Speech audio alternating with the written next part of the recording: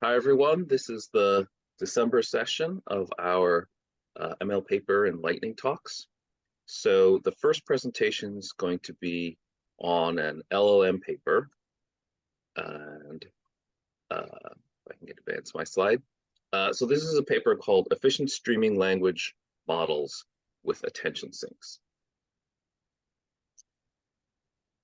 Um, and the lead author from this paper was from MIT. I think there's a lot of collaboration from Meta on this one. So what this paper is about is the challenge is that you want to continue generating text. And so the example they give is, let's say you have a multi-round chatbot. So you're just going back and forth, computer, user, computer, user, computer, user. At some point, if you keep chatting for a while, you're going to exceed your language model's maximum context length. And the first thing that people tried, the most obvious thing that you can do, is you just use a sliding window.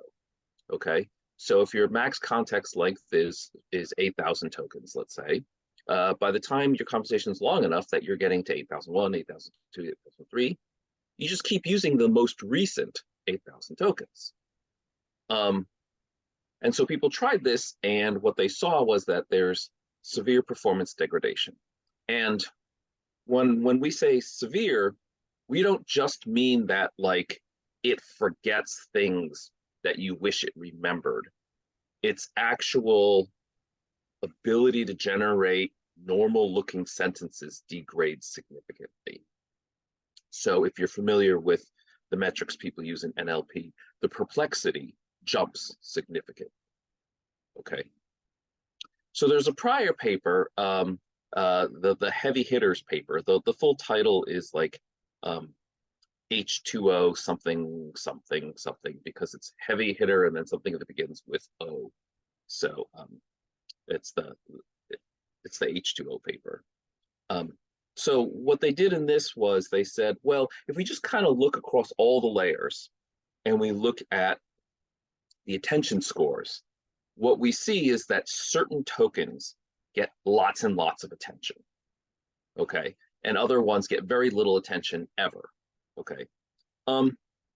You can imagine like maybe the word the doesn't tend to ever get too much attention. So if you just kind of like drop that word out of the context, maybe that would cause minimal damage.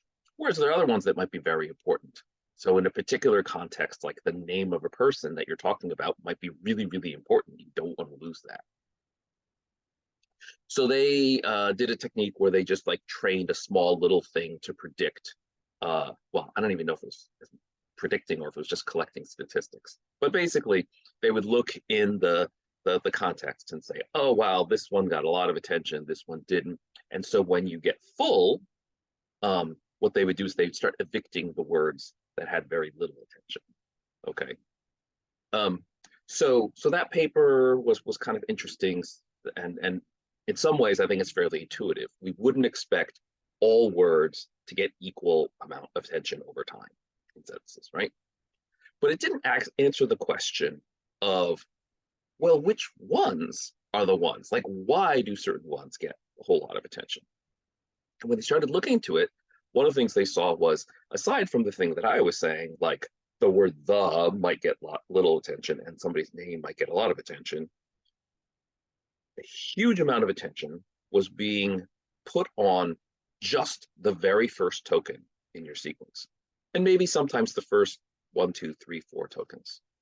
Okay. And so they tried something where they said, okay, the TLDR of this paper is, if your context length is 8,000, okay, then maybe what we'll do is we'll keep the first 4 tokens and we'll keep the most recent 7,996. All right, as opposed to just the most recent 8,000. So we'll always keep the first 4 and we'll just keep the most recent ones. And so the bottom line is that worked, and perplexity did not, no longer got worse once you passed 8,000, your max context length. So that's the high level, and then I can give a little bit more detail in the next slides about how that works. Any questions so far? Okay. I'm I'm kind of Yeah, just curious. I don't know if we'll cover this later, but I'm just kind of curious what the explanation would be why the first few tokens would accumulate so much information and you need to keep them. yeah, no, that's not really in the paper, but happy to talk about that. So the conventional wisdom right now seems to be that sometimes when um, you're generating the next word, the next token, you don't want to attend to anything. Now, that's what people say. I think more literally what that means is you only need bigram statistics. Okay.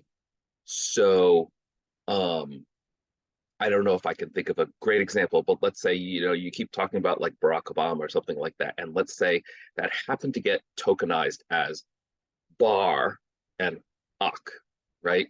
So maybe by the time you see bar, like you're 90% certain that the next token is going to be uck, and you don't need to attend to anything.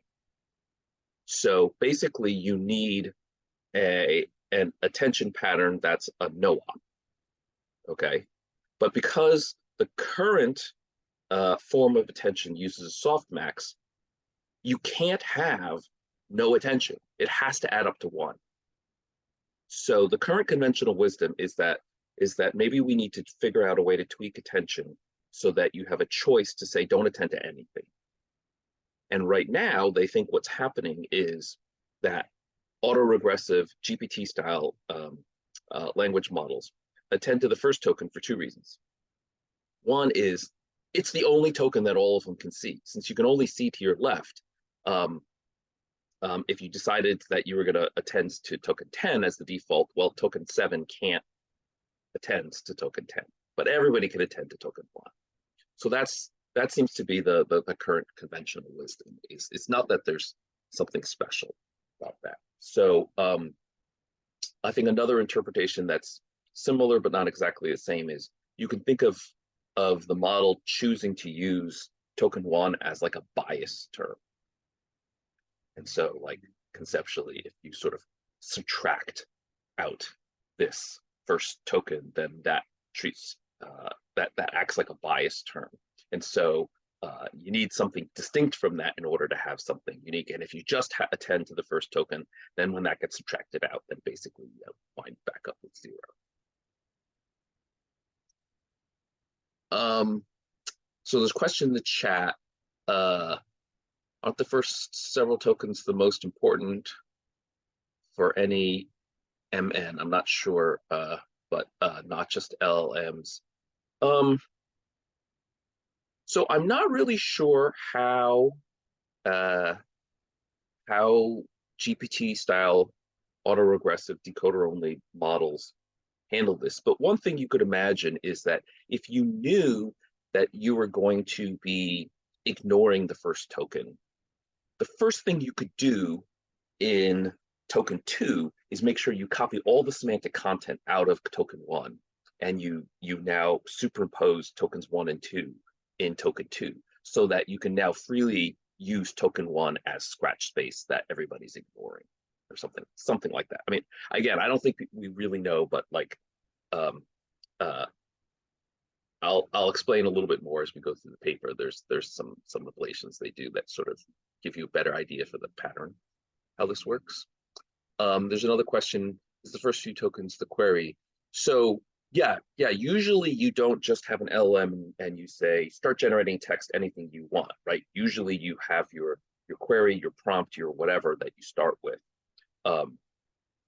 and even if it's not an instruction tuned one, it's easy to give examples of chat, but even if if it were just a base model, you can give it something like, uh, uh, you know, there once was a magical kingdom and in it lived a boy named, and then you just tell it to autocomplete and it'll like finish writing a story because it kind of gets the theme if that's what you're doing, right? So yes, the first few tokens are going to be coming from your prompt. All right, another question. In the most recent mixture of experts, how does the attention get split into sub-attention? I'm not sure if uh, I'm not sure if I understand the question.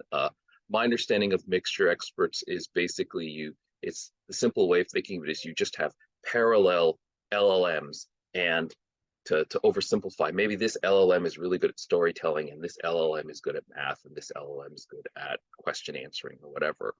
And at any point in time when you're about to spit out the next token, you just decide which of these experts are you going to listen to. And so if you say, oh, I predict I'm in storytelling mode, I'm gonna get the next token from what LM number one tells me. But if you think that you're in question answering mode, then you say, I don't remember which one I said, but I'm gonna have expert number three tell me which the next token is. And you just, in the simple MOE, you just completely ignore the other experts. You don't even need to run the computation. Not like you even blend them. You just, you know, go to one. I'm sure there's like a gazillion alternative approaches that people try. I was looking at that more recently, and it actually functions kind of differently than I expected. It's actually split, like it's not 8 separate LLM branches. It's like they might break up the linear layer into 8 pieces, and then you're only using 2 of those 8 at a time, for example. So it's all one thing, but it's actually using kind of sub pieces of a given layer. I Yeah. haven't looked at it in too much detail, but it's like split at the layer level, not at like a broader branch Sorry. like Yes. that. Yes. Yes. It's actually at the granular level. It's not. It's not. Yeah. I think I said like 8 separate LLMs. It's not 8 like fully separate LLMs that you just like at the very beginning choose which one. But it's like at layer one, you decide, am I going to use version one, version two, through version 8, and then you keep going as you go up to the transform. All right. I actually like the interactivity. This is awesome. All right. So looking at the slide, okay. So long context approaches. Um, so if you have a regular sliding window, what you can do is you can cache your keys and values as you go later on into the tokens. I'm not really sure exactly how people implement this, but if you have the boy through those first 3 tokens, and then you predict the next token is the, and then you have the boy through the, and so now you're going to predict something. All the calculations for the first 3 tokens, the boy through, are going to be exactly the same when you're doing the boy through the. So you don't need to recalculate the keys and the values for the first, the boy, and the through. Okay. No matter how long your generation is, your generation gets to be 7,000 tokens.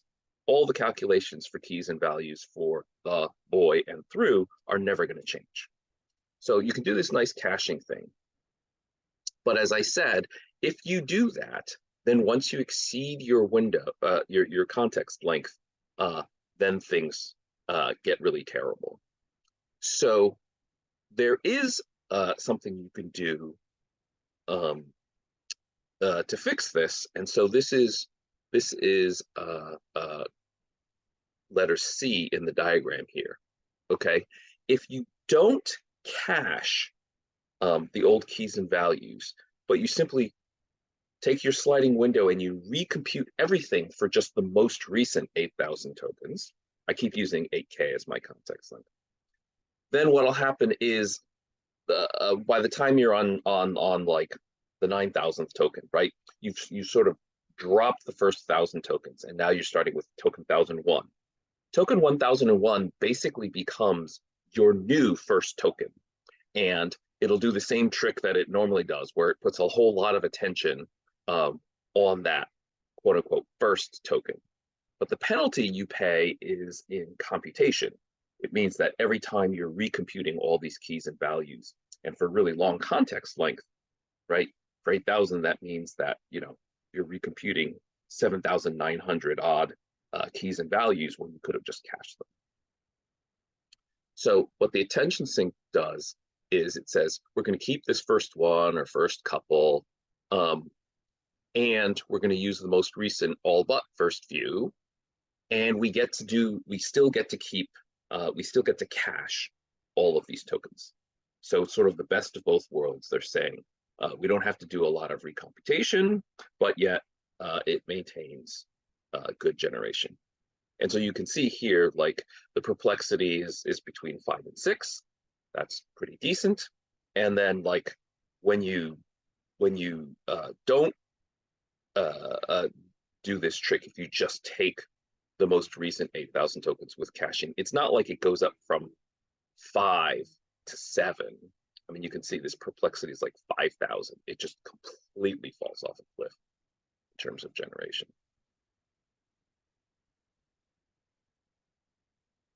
So we've actually kind of already kind of gone through this, but like, well, why does this work? Why is sliding window performance impacted? And so here you have some nice pictures so that you can actually see what's going on, okay? And so what I've been talking about, we now can see visually that the attention maps put a lot of attention on the first token or the first couple token. And so the authors of this paper named these tokens the attention sinks. So we saw that there was certain tokens that got a lot of attention in the heavy hitter paper.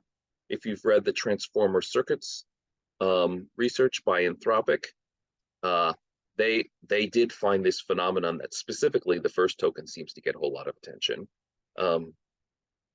And there have been tests that were done that showed that it really is the position, not the content of the first tokens that matters. Okay. So even if you put garbage in there in the paper, they just put new lines in the first tokens. Everything worked fine. All right. So it's not because of special semantic content in the first few words. It's just because the attentions have these GPT style LLMs have figured out this is a way to that's important for the computation. So if you look at the pictures, okay, you see in the very first layer, in layer 0, okay, this head is red is where it's the higher amount of attention. Okay, it's mostly attending to like the immediate predecessor or itself, or maybe 2 tokens ago, but it's a very local pattern. Okay, so this is nothing special. Okay, it's just attending to tokens that are very near to it. When you move one layer up, then all of a sudden you see like, yeah, mostly attending only to the previous 1 or 2 tokens. Plus, there's a little bit of this high density attention attending to the first token. By the time you get to layer 2, this pattern has been pretty much established where there's a massive amount of tension on the very first token. And then, you know, the next most prevalent thing would be the previous token and then itself. That's about it. And then there's small pictures because there's not really any different, but layer 9, 16, 23, 31, you see this same pattern where dark, dark, dark, dark red on the very first token. And then for many of these, even less on like the previous word and blah, blah, blah, blah, blah. So this is the picture that tells you that a lot of attention is being placed on the first token. It doesn't tell you why. It just says that a lot of attention is being placed on this token. So they did some experiments and with different LLMs that are currently available. It really ranges from like 1 to 4 tokens that have this extra attention sink behavior. So at most it was basically 4. So basically, if you kept the first 4 tokens, you might not need all 4, but for any LLM, if you keep the first 4 tokens, then perplexity is maintained. Now, again, just to be clear, this is not solving the problem of remembering everything that was ever said. Okay, so if your context like 8,000, by the time you're on the 20,000th token, okay, it's only going to mostly remember the most recent 7,900 things that you guys have talked about. It's going to utterly not know anything about the first 12,000 tokens of what you guys talked about. But at least it'll generate coherent sentences, okay? So there's 2 separate problems with long context. This is just solving the I'm starting to babble gibberish problem. It is not solving the remember the whole thing, okay? So again, we get to cache the keys and the values from all of these positions. So it's very compute safe. And then if you're familiar with, if we dig just a little layer down, what actually is getting used in the transformer is not just the words, the tokens, but there's also position embeddings. Okay. And typically the way position embeddings, well, typically today the position embeddings are added, but really whether they're added or they're concatenated, it doesn't really matter. What you can do is you can cache the keys and values sort of prior to having the position embeddings. And then basically, if you're using like rope, rotary embeddings, or alibi, linear embeddings, then basically there's a way you can apply the positional embeddings on top of whatever the original token was. So the authors found that it was very important that when you do this sliding window and you have, let's say, the first four and the most recent 7,996, that you still position embed number them 1 through 8,000. You can't have the first four be 1 through 4 and then the next token is token 9,000, because the model's only been trained with position embeddings from 1 to 8,000. It doesn't know what to do with higher numbers. So you have to renumber everything, and that's why you have to do this little trick where you cache the word part of the key value, and then you separately layer in the positional embedding part of it. Another experiment that they did was they said, well, what happens if we, instead of using off-the-shelf LLMs, we change the way we train them? We put a particular token at the very beginning that's designed to be the attention sink. And they found that that worked very well. And in fact, that basically, once they trained a model that way, all you needed was one token. So basically just stick a dummy token at the beginning and then have your prompt start at the second token. And now the model totally doesn't care. And it will learn, since that first token has no meaning, it'll really learn to just put all of its attention sink focus on just that first token.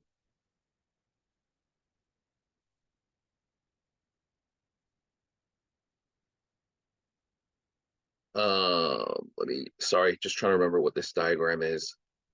Oh yeah. So on the left, we have 3 pictures from regular LLM, and on the right, we have 3 pictures from when they trained it specifically with this dummy token in the first position. And so you can see the attention patterns, these first 3 are the same ones we saw earlier, okay? But they have this sort of pattern where it goes from my neighbors to slowly, and then finally by layer 10, they show a very strong pattern. And then once they've trained it this way, you get a much more clean pattern, okay? Layer 0, you're looking at your neighbors, and you also have this thing, and then by layer 2, you've got this super strong pattern because the attention sink is reliable now. It's a dummy token, and so you can very confidently put attention on it and not worry about things. And then finally, this is the diagram. I'm not sure I completely understand why it's no longer red, but the diagram for layer 10. And then I'll just note in these diagrams, I'd have to go back and look at the paper, but I'm pretty sure that these attention values, red being high and blue being low, these are averaged over, like, say, 10,000 or 100,000 different sentences. So in any one given sentence, you're not going to see this pattern. But when you average it out, then that's when this pattern of so much of the time attention is being placed on the very first token. They also found that when they tried pre-training the model with this special attention sink dummy at the very beginning, that when you test it on downstream tasks, the performance is very similar to the ones that don't. And you're really only wasting one token, which is like nothing these days, right? One token out of 8,000, that's minimal. All right, so the conclusion is that using these attention sinks during decoding solves the text generation quality problem once you've exceeded your max sequence length, and this works with key value caching when you're using things like rope or alibi position embeddings. There's almost no downside because sparing just a few tokens is negligible. And if you don't even want to spare 4 tokens, you only want to spare 1, then pre-train the model expecting the attention sink. And now you only need to worry about 1. So this paper got a lot of attention because context length is still a problem. And so this paper helps add to the understanding of transformers. But like I said, there's still lots of other research that's distinct from this that is solving the problem of how do I actually remember everything? And so there's different approaches in terms of you do some kind of summarization, or you have some sort of the various forms of like where you do some kind of summarization and you condense things. And so then you can throw away actual tokens, but keep summary tokens, and you can do it in different ways. But that's how to keep all the information. So even if you use those techniques, you still need to make sure that if you ever are going to exceed your context length, then something like the attention sinks will keep your perplexity from blowing up. All right, any questions?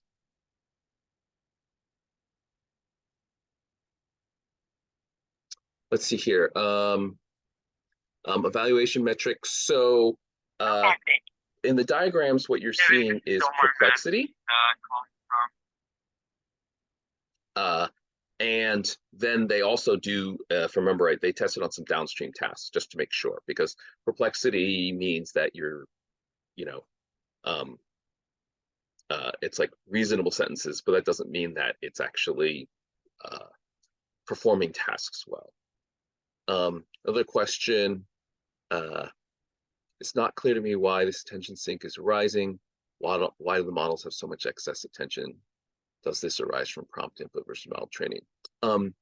So again, I think the conventional wisdom, I don't think this has been like definitively, proved, but you have your query from your current token, you have keys from all the tokens, and you do dot products between the queries and keys, and you run it through softmax. And so the great thing about this is that any token that's in your context can be attended to. So if you have an 8,000 length context window, even if you said Albert Einstein in the very first sentence, and it's amongst the first 10 tokens, if necessary, the model can refer all the way back to that Albert Einstein back there and decide that that's really useful information for deciding what the next word should be. Okay. But what the conventional wisdom is that what if you don't need any of the previous words really to tell you what the next word should be? The softmax will always add up to 1. So you can imagine you could do something like maybe it could learn to do something where it just puts equal attention on all 8,000 tokens. Maybe. I don't know if that would work, but what it seems to be doing is it's throwing its attention onto the very first token. And so it doesn't mean that nobody thinks that it's actually attending to the first token. They think that somehow the model's learning to use the first token as a dummy. And so it may be like a bias term. So even though you're attending to it, it's going to sort of subtract that out so that in the end, it's going to wind up with a 0. And so that's its way of trying to basically do 0. So I think there's people working on it, but haven't yet published. Is there a way we can change the softmax to give it some sort of option to basically output all zeros instead of outputting things that add up to 1? So that might eliminate the whole attention sink thing.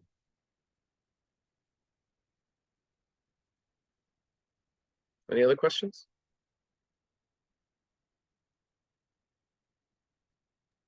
All right, thanks. Ryan, I'll flip to you, and then if we have time, I'll show people some of the top papers from NeurIPS. All right, sounds good. That's an interesting one to me because, sorry, trying to organize my stuff real fast. Um, that one's interesting to me because I can see the upsides that your generation can kind of be endless, but I don't really. Most of the time, people's problem is they want to shove a whole book into the thing for it to look at it once. So it doesn't solve that problem, but it does solve the sort of like, I want you to write me a book. You're muted, Ted. Yeah, people definitely need to also solve the I want lots of information that's more than 8,000 tokens to be in my context so that um, what I'm saying is sort of, related to all of that. So that's maybe the bigger problem. But like you can imagine, like, let's just say you had a friendly chatbot that wasn't even like giving medical advice. It wasn't doing anything scientific. It was just like, hey Ryan, how's your day? Blah blah blah blah blah. Once you exceed 8,000, it's just going to start spouting gibberish. And like this will solve that so that it's not going to remember what you talked about yesterday, but at least it will like, you know, continue to talk normally instead of just devolving into garbage. Mhm. Yeah. All right. Hopping over to a different paper, I actually told Ted I was going to talk about something else, and then I read an interesting paper and decided to talk about that. So this is a surprise to Ted and everyone else. So I read this sim paper, and so it's a little bit of a turn from the language model stuff, but it's still a little bit related. It's basically saying what kind of pre-training task can we do for images to have sort of a similar kind of self-supervised training moment that language models have had. So the language models we originally had BERT, and that's task was basically we have this text. The movie is very boring, and then we block out one of the words and we say, okay, guess, fill in the blank. What was the word that was there? And people have tried all kinds of stuff for images to try and do something similar, saying, let's fill in the blank on images, and then it'll probably learn just as well, and we'll get very strong image capability just by figuring out how to do in painting, just fill in the blanks. And so this paper was kind of going back and saying, let's look at all of the different methods that people have used for this masked image modeling, and figure out what actually matters because people have tried lots of different things and what works because in the original BERT paper they actually had three different tasks that they were doing and eventually people kind of honed in and figured out, oh, the only one that matters is the masked language modeling, the next sentence prediction and all of that stuff doesn't matter. And so this is what this paper is kind of trying to do is like people have tried a bunch of stuff and they keep saying state of the art, but what is the actual like core thing that we need to be doing? So I thought this was kind of an interesting simplification paper saying like let's look at these, but let's figure out what the actual core piece is. So their primary findings was that just directly guessing the pixels is actually the simplest, most performant way to do it. So people have done stuff where they say, I'm going to take this patch of an image and I'm going to try to classify it. People have done contrastive learning. They've done all of this other stuff, but they figured out just the basic, like, I'm going to guess the RGB values of these pixels turned out to be the most performant, the best at getting that pre-training done.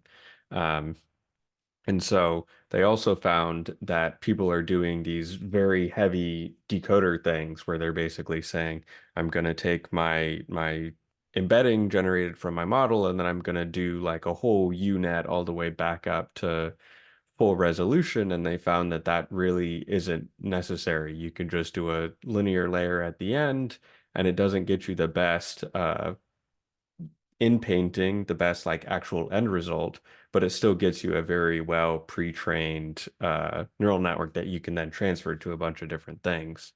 Um, and so one of the things that they studied was the masking rate.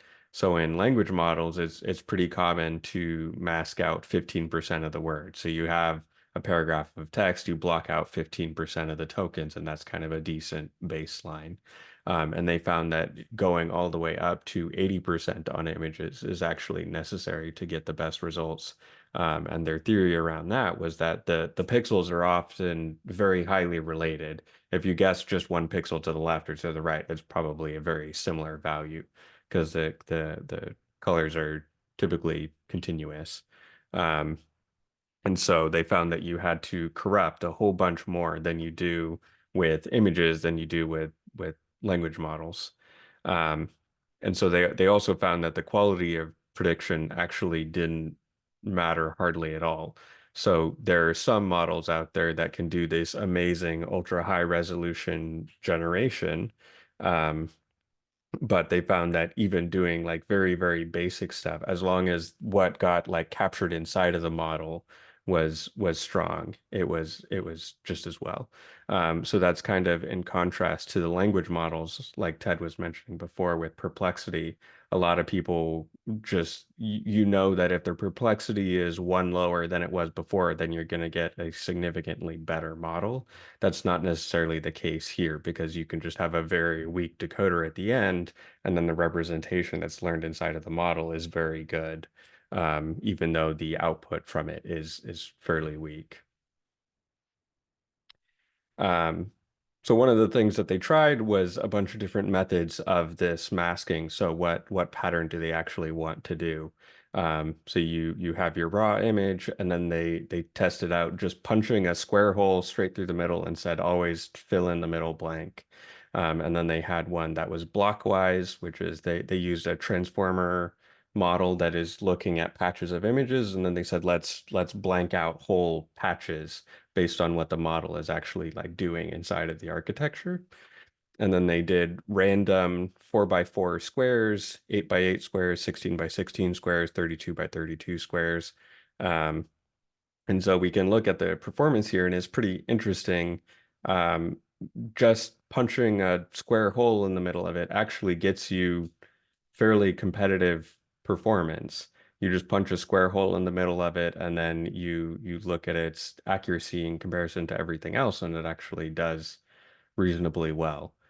So if you're going like all the way to the side of simplicity, like it's valid to just punch a square hole in the middle and you'll get a decent result. Um, and so they tried the blockwise and the random, and they figured out that 32 by 32 seemed to be kind of the best result. So this is what it would look like. The model would be given this, and it would try to recreate this on the left, the raw image. Um, and so they tried it at different levels of masking. So this would be 10% of the images masked all the way up to 90%. And they found that 50% of the image masked with these 32 by 32 blocks ended up being about the best they could do.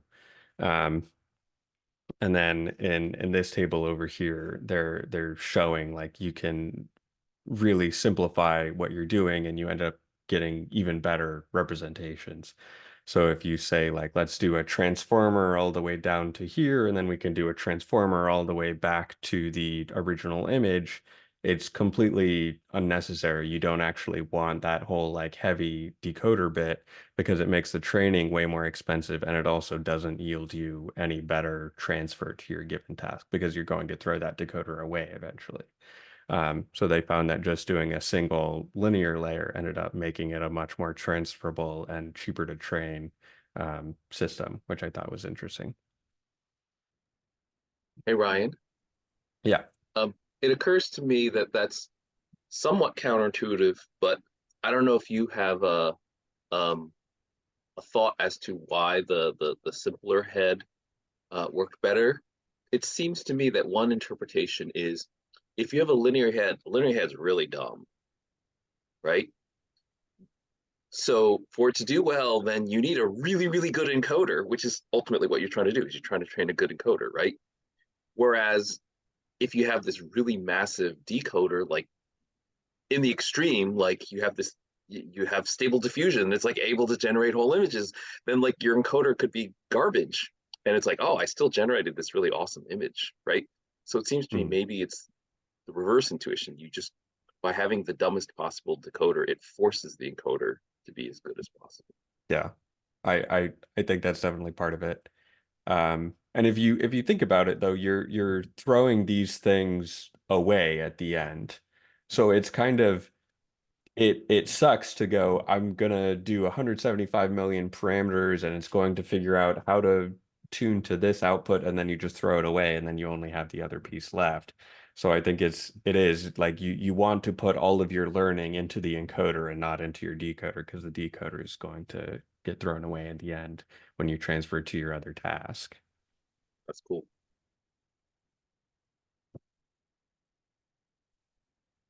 Um, And so some more of the results is kind of interesting. They actually found that they can predict at much lower resolutions. They don't need the whole thing in order to get good results. So if you have a 192 by 192 image that's going in, and then you predict 192 image back out, you get strong results. But you can actually go much smaller than that. You could go all the way down to 24 by 24 and you're still getting high performance out of that, which I don't entirely understand. That seems way too small to me, because you're then at that point you're probably filling in like a 2 by 2 pixel region, but it still apparently is passing enough information in that you're able to get pretty competitive results with I mean identical according to their numbers with the full resolution. So this helps you a little bit with training. In reality, it probably doesn't actually change your training time very much, but it is interesting to see that you can get away with that basically. Um, and then one of the other pieces that they found is that one way of doing it is you take your 192 by 192, you mask it out, and then you predict the whole image. Um, but if you think about it, a lot of the image is like free, basically, because you were given that information. It wasn't even masked. And so what they figured out is you really want to train only on the masked area, because the rest of the pixels are just free. You're already given that information. So you're not learning anything by just saying, I'm able to predict back out the image that I was given. You don't want to have it learn just the identity function. And so basically having it only predict on the masked areas, you get a solid boost in prediction power.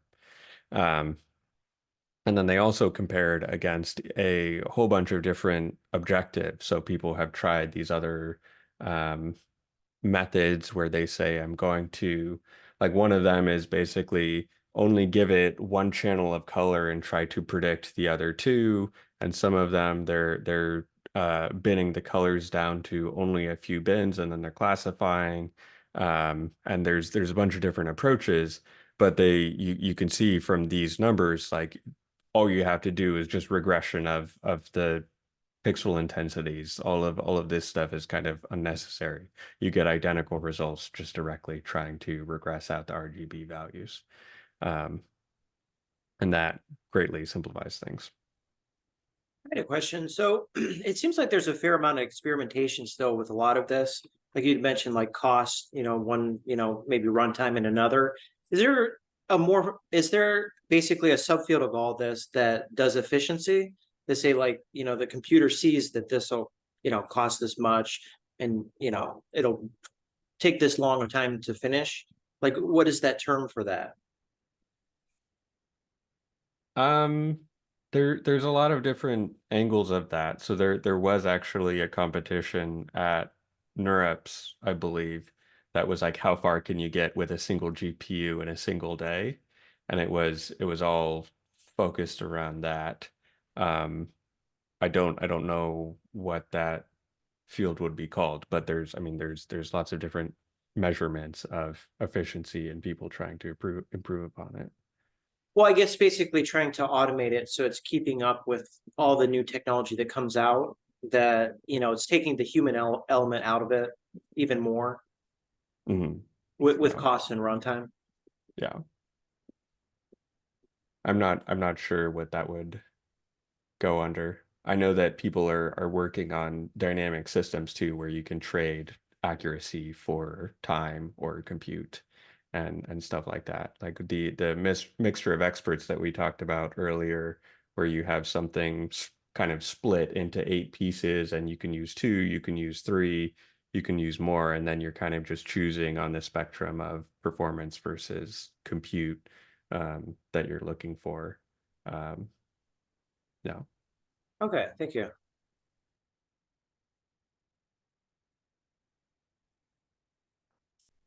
All right, so that's actually all I have for this paper. I just wanted to share the simplification. Thanks, Ryan. That was really nice. Yeah, there's I don't know if like the very first paper was the masked autoencoder, MAE paper or whatever. But yeah, there's been a gajillion papers, and it's nice to see somebody like saying, hold on a sec, let's distill this down. Like, you know, you tweaked that, and was it really any better, or was it just because like maybe something else in your setup was better than the original masked autoencoder, and it's not really because you did this fancy decoder or this fancy that, or whatever. So it I looks like mostly all these other things didn't really make a difference. It's just maybe people had a different training run, maybe had this, maybe that, and they're able to get a couple decimal points out of it. Yeah, I think they they did a study a while ago on just basically redoing ResNet 18 with all of the current training Oh, tricks. yeah, And it yeah. was like, we can make ResNet 18 almost competitive with all of these like years forward of just by doing like, let's train it better. Um, so that's been, I think this is another one of those kind of moments where it's like, okay, we learned a bunch of stuff, but it's not actually the thing that we think we're learning. And did they call that ResNext or wide ResNet?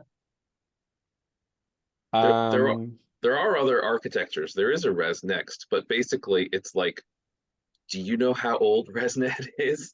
It's like, you know, things have changed in the optimizers we use. Like, you know, are you using Atom, are you using Atom W, are you using whatever, right? Things have changed in our learning rate schedules. These have nothing to do with your architecture, right? Things have changed in our data curation. So like that's what Ryan's getting at, is that if you improve all of these other things, but the computer architecture is exactly the same, it's like, wow, with that, we got way better performance than what was published, like, I don't even know, 9 years ago, you know, when ResNet 18 first came out. yeah, I linked the paper. They were basically just showing like we can redo this architecture all the way from 2015. Architecture stays the same, actually, just the training, like learning rate scheduling, how long we train it for, all of that stuff. And you can get like half the error rate that it previously had.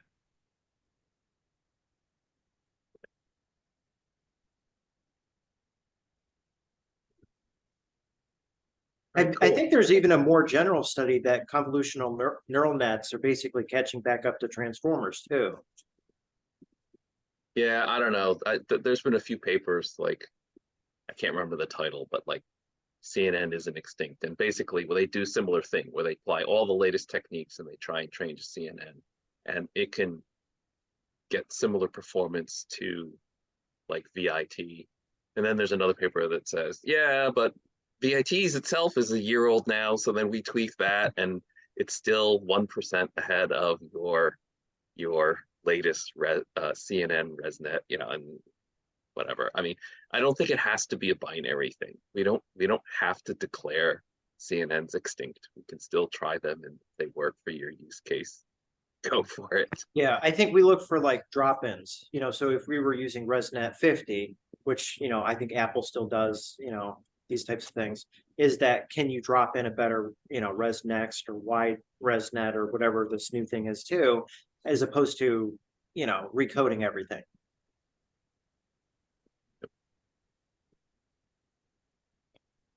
I put a book in the chat. I had reached out because I know, before it's always like, oh, what's a good book? And I know the next book we're going into is on deep learning. And I was searching for that book on Amazon and I saw this book. I put it in the chat. I don't know if you want to bring it up. And it's all on just transformers. And they have like 60 different transformer architectures that they do a deep dive on and like best practices on how to use them. And thought this was interesting and just wanted to see what people thought about it as a potential option. But because I don't think we've done a book on Transformers. I know it's been papers and talking about it, but I don't know if it's been a focus. Yeah, thanks, Christy. I started to take a look at the book this morning. Unfortunately, they don't really show any sample pages from the middle of the book, and that's really Mm, usually what I use to try to judge. But what I would say is that, especially if you're not someone who's too familiar with how transformers sort of evolved in NLP and also how they've been used in uh, other places like VIT for vision and stuff like that, it's probably a good book. I can tell you that I would have never agreed to write this book as an author because the book would be out of date the day it went to print. right. So this book has a publication date, I think, of May of 22, Hmm. and it's just like, well, I think they might have rotary position embeddings in the book, but like it doesn't have alibi. And then and so it's just like, um, yeah, so I think if you take it for here's a good coverage of different ways that people used transformers in different models and different problems as of 2022. Then if you're not familiar with those, then maybe it's a good way to like get a good survey, well condensed, well curated, right? But the reality is now transformers are being used in absolutely everything, and so it's just you know it's impossible for a textbook to keep up. Now, has there been anything definitive to say, for instance, attention, we think is a lot more efficient, this part of the image compared to that image, as opposed to sliding, like with CNNs? I don't know. I mean, I think in general, the vision transformers we have right now are much more compute hungry than CNNs. So for practical purposes, you might not want the extra 0.3 in percent in performance if it's going to cost you that much more compute. Right. But, So there's but more probably no, scalable, right, so far? again, I mean, people are trying different things, but I'm just saying that like if you're doing you know, a little on device vision model, you're probably not using any version of VIT. Okay. Yeah. So like research and what works and getting state of the art often is on a completely separate track from what people are using in real life, right?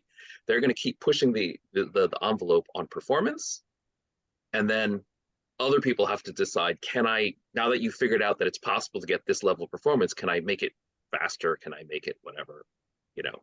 Or like Ryan was saying, what was the actual essential ingredient in what you did differently? Maybe we can build something smaller that uses the essential ingredient and it gets us, 99.5% of your performance, but at a smaller whatever. So yes, there's always that sort of like the people at Google figured out that they can eke out this performance by using, 20 TPU years of compute, but none of us are going to actually use that model. Yeah. Now, going back to your other comment, you said that the moment the book is printed, it's pretty much out of date.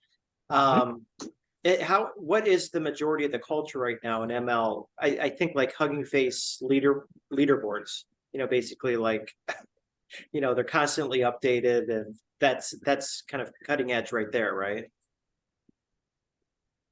Yeah, I mean, I feel like there's small changes that give you new leaders that are not that significant, but there's big evolutionary things that are happening on the scale of months.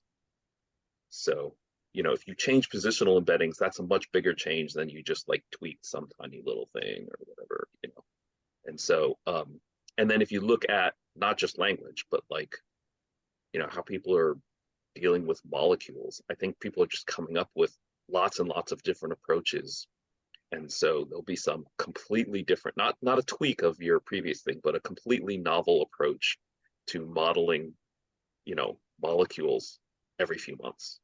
So Now, is the time expected to shrink as far as when the new data is trained for like ChatGPT? Because it's still like lagging by, I think, 2021 still, right? September? The last time of new data. the OpenAI Dev Day, they said that they're going to now keep it much more current. But I have not been following super closely on exactly what they're doing. And of course, now they're completely not open. So they don't tell us how they achieve any of their things, how they achieve longer context, how they're going to retrain it to get more up-to-date data. All of that's now proprietary, hidden. I think that also eventually the motivation is to move away from encoding knowledge into the system and instead have it be like the reasoning engine and then just have it have access to the internet to do retrieval of the facts that it needs. Yeah. So they are probably doing retraining more often than just once a year now, but that is kind of where things are headed, is they probably don't want to be doing a retrain every month just so that it can know who the current president is in some other country. Right. You're better off just doing an internet search for who the president is. Or Yeah, as I it's like to giving- joke, the prime minister of the UK, because that seems to change every 6 months. It's giving January 2022. I asked, when was GPT last trained on new data? And it says, as of my last update in January 2022, I don't have access to information about events or updates. They used to just say the last time it was on new data, I believe was, you know, September 21, but that makes sense. You know, the gap will be shrinking, more instances of training on new data. Yeah, and as Ryan said, if you do RAG, retrieval augmentation, you give it internet access, then it all becomes moot. Oh, okay. So instead of like it spitting out who the, you know, prime minister of the UK is, right? It just does an internet search and it tells you who the prime minister is, and then it just puts that into its output. So effectively instantaneously. Yeah, whatever's on the internet. Did anybody else have a question about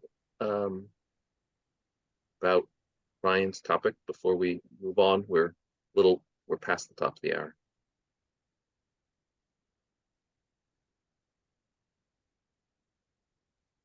Okay, so Ryan, why don't we stop the recording here?